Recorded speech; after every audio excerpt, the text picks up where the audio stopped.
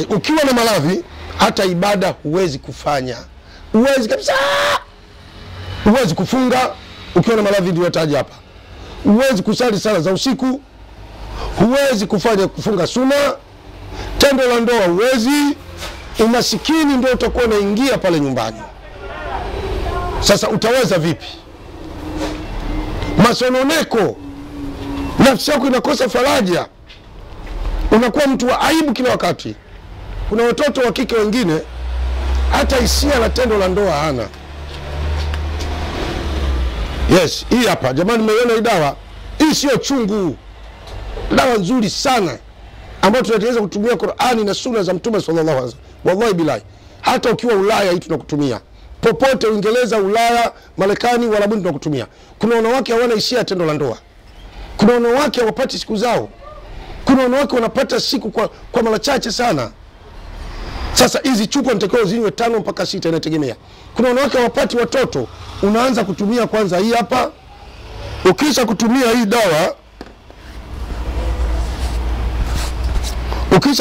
hii dawa, tumia hii dawa, ukimaliza kwa mwanamke ambaye anataka kuzaa, utatumia hii hapa tena. Ukisha kutumia hii dawa, kama upate siku zako, utaona kwanza uchafu unatoka mbaya sana kwenye sehemu yako ya faraga kwa mtoto wa kike. Na baadaye utaona mwili wako unakaa vizuri.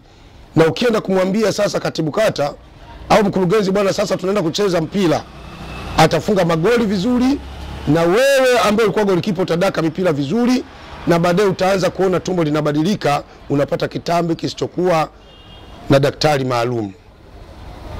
Hayo ndio maisha tunayoyatengeneza, tunayoandaa. Lakini bahati mbaya watu wengi wamezoea uongo. Hili ndio tatizo la binadamu, hasa ngozi hii. Wallahi wa billahi ta'ala. Tuna matatizo sana. Wallahi Mungu atuhurumie. Mtu anamwambia dawa, yeye anafikiri akikupigia simu tuambie dawa shilingi 10,000 au 5,000.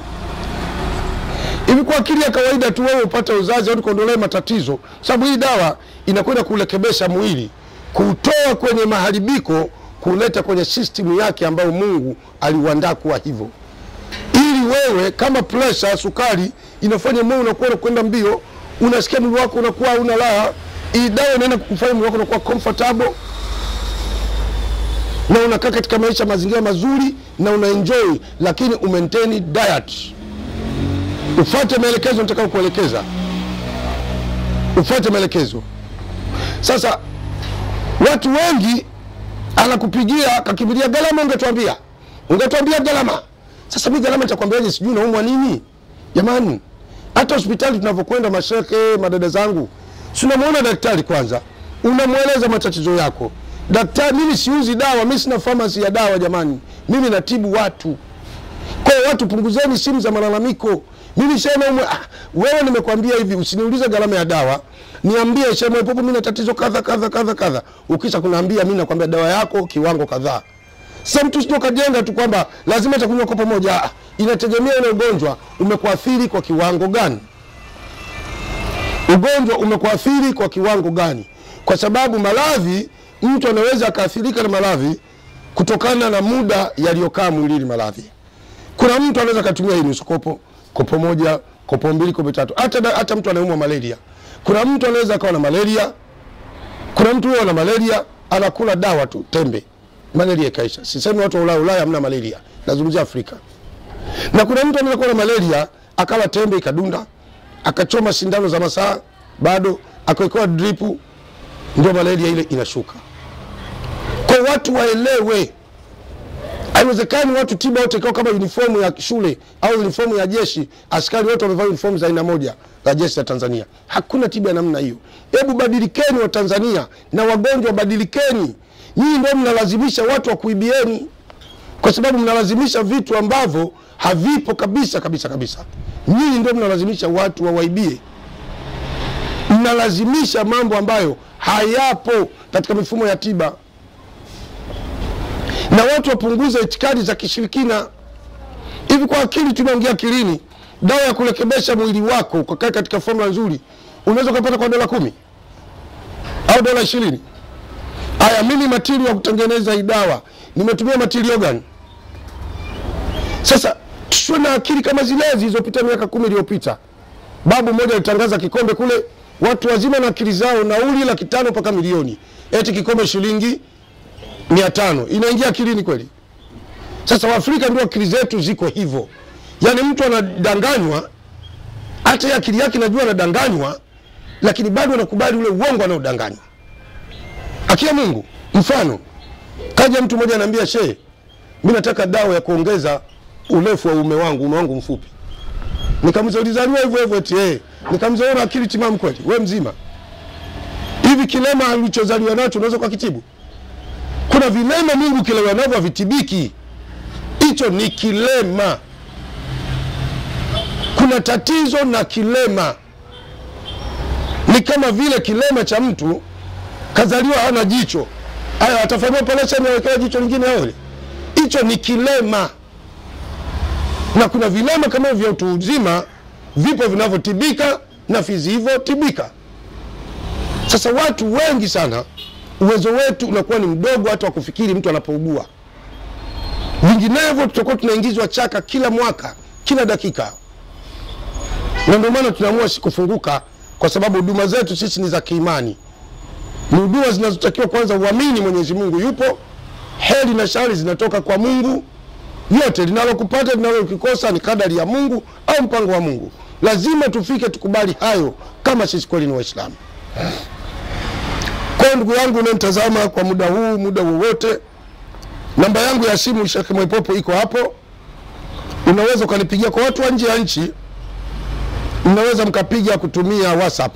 Ndio tutaongea vizuri, simu yangu kwenye WhatsApp 24 hours, niko kwenye WhatsApp, sifungi data, sizimi data mpaka saa 7. Na hii kazi ni ngumu.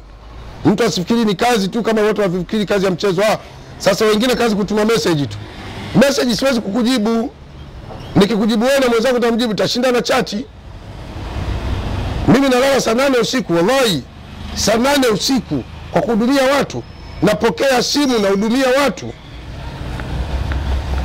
Kwa hiyo wapenzi wagonjwa mnaonisikiliza na kunaangalia, kabla tujafanya mambo basi tuwe na busara.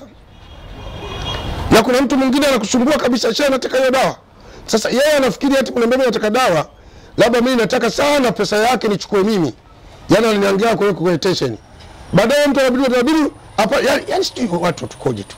Yaani anafikiri kama vile eti kuzungumza mimi kwenye YouTube labda kuna vitu na vihitaji sana kwa watu.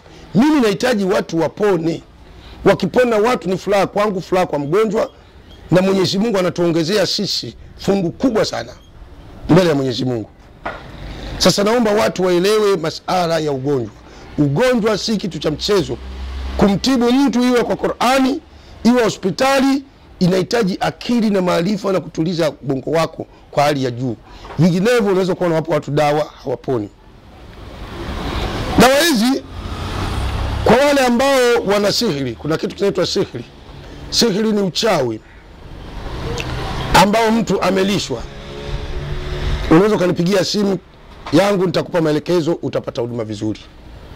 Kuna watu hapa kwangu wanakuja kutoka Nairobi, kutoka Mombasa, kutoka Kampala Uganda, kutoka Mozambique, wanakuja wale wa Afrika nchi za jirani. Burundi wanakuja, Kongo wanakuja. Wewe kama uko mbali, tutakutumia dawa kwa kitu kinaitwa DHL. DHL tunakutumia, unatuma address yako, tunakutumia mpaka ulipo. Kazi yetu ni kuamrisha mema, kukataza mabaya. Hata kuirekebisha afya ya mwanadamu ni sehemu ya mema. Hakuna jema kama kumponya mwanadamu. Qur'ani hii hapa imeshamaliza mambo yote. Tatizo kusoma tunajua, kufata na kufanya utafiti ndio shughuli. Na watu wajue si kusoma Qur'ani ndio elimu. Elimu ni kuweza kufanyia kazi Qur'ani. Ndio elimu. Elimu si kujua kuisoma. Elimu ni kujua matumizi ya kitabu ulichokisoma. Ndio elimu. Elimu si kujua kusoma tu. Watu naomba wajue hilo. Kwa ndugu zangu, mimi ni waombe radhi kwa muda tuliochukua ni mkubwa sana. Lakini kipindi hiki kuna part 1 na kuna part 2. Utakaposikiliza part 1, part 2, part 3, basi utapata faida kubwa sana. Fuatilia vipindi vyote hivi vitatu. Una subscribe, una comment, una share. Kwenye YouTube andika Shekhe Mwaipopo TV. Shekhe Mwaipopo TV, utapata mambo mengi mazuri yenye kupendeza, yenye kukutia moyo, yenye kukufariji katika nafsi yako, kwa sababu maradhi ni kitu kibaya sana. Kuna watu wengine hata kutembea wawezi, miguu imevimba, imejaa, mtu anashinda amekaa. Mwingine anasikia maumivu makali kwenye kiuno, anakisimama anasikia ganzi na teremka paka kwenye makalio, kwenye miguu. Mwingine ganzi paka kwenye vidole. Hebu tumia hii dawa, utafarijika. Hii dawa ukitumia wallahi na hapa utafarijika. Utakuwa unakula kila siku kijiko kimoja, na sio chungu, ni dawa tamu kama unavyosikia utamu wa asali. Kwa unakula unaenjoy tu. Ila unapoila kijiko kimoja kile kikubwa, ile big spoon, inatakiwa unywe maji kwa wingi. Kwa kweli utakwenda utatoa uchafu ambao hujawahi kuona. Na utaanza kusikia mwili wako unaachia, mwili wako unakuwa comfortable, mwili wako unakuwa flexible, mwili wako unaenjoy, una relax. Kama ulikuwa ukilala paka au mambo yote yanakwisha inshallah biidhnillah. Usipate shida, Mungu yuko, Muhammad ambaye ni mwalimu yupo, Qur'ani ipo ametuachia. Utaenjoy, utakula maisha mazuri, na Mungu ametuleta tuenjoy. Upande wa vyakula, ama tule nini? Vyakula vipo vyenye virutubisho. Tusile chakula, tule virutubisho. Tule mihogo, tuchemshe mihogo tule ndizi. Ni chakula kizuri kabisa. Kama ni ugali, tule dona, acheni kula sembe, mnaharibu system nzima ya mongo yenu au afya zenu. Tule green mchicha kwa wingi, matango, matikiti maji, tule karoti kwa wingi, juisi ya chungwa, juisi ya tango, juisi ya karoti tunywe kwa wingi. Chai, tutumie sana chai ya maziwa ya ng'ombe wa kienyeji, ndio hasa mjarab. Hata kama tunatumia tuachane nayo. Tukitaka uji, tutengeneze uji wa mtama mweupe. Mtama mweupe. Ikiwezekana kama unaweza kula hata ugali wa mtama mweupe. Kwa wale ambao wenye masukari na pressure, cholesterol, kuleni hata ugali huu wa mtama mweupe. Unga wa ulezi, kula ugali wake. Nyama unapotaka kula usile sana ng'ombe. Kula nyama ya ngamia ni dawa, ile ni red meat, lakini ichome ivuje maji. Kula nyama ya mbuzi, ichome ivuje maji. Alafu utakula na kachumbari kwa wingi na mboga kwa wingi. Samaki kula kwa wingi, dagaa kula kwa wingi. Umeona maana? Vyakula vinavyotoka kwenye ardhi, kunde, maharage, kula, hayana shida. Hivi ndio vyakula asilia ambavyo Mungu kamletea mwanadamu. Naomba muelewe hivyo. Vyakula vya kuachana navyo, nyama nyekundu, kuku wa kisasa wa kienyeji kula, au kuku wa kisasa ambao wanakuzwa kwa madawa, hebu achana nao, punguza. Hao wote ni maradhi tu. Mafuta haya ambayo nimekwambia utakuwa unatumia kupaka asubuhi na jioni, hata kwa wale ambao wana hisia tendo la ndoa, wanaosumbuliwa na mashetani, analala anaota usiku ndoto ya kutisha, analala anaota anafanya tendo la ndoa, analala anakuwa anaota kama anaruka, anakuwa anafanya mgogoro kila siku na mkewe, anakuwa anagombana na mumewe, hana amani ya ndoa, nyumba yote imeingia migogoro, watoto mume wote vurugu. Hebu tupigie simu tuweze kukusaidia uko uliko, ukiwa Uingereza, ukiwa Arabuni, ukiwa Afrika. Sisi usijali, tunakutumia kwa DHL. Gharama haziepukiki. Ili naomba watu walijue, gharama haiepukiki. Utake usitake, gharama haikwepeki.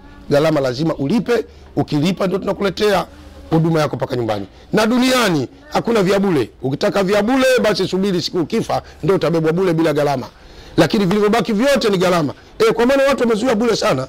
Hata msikitini ni gharama.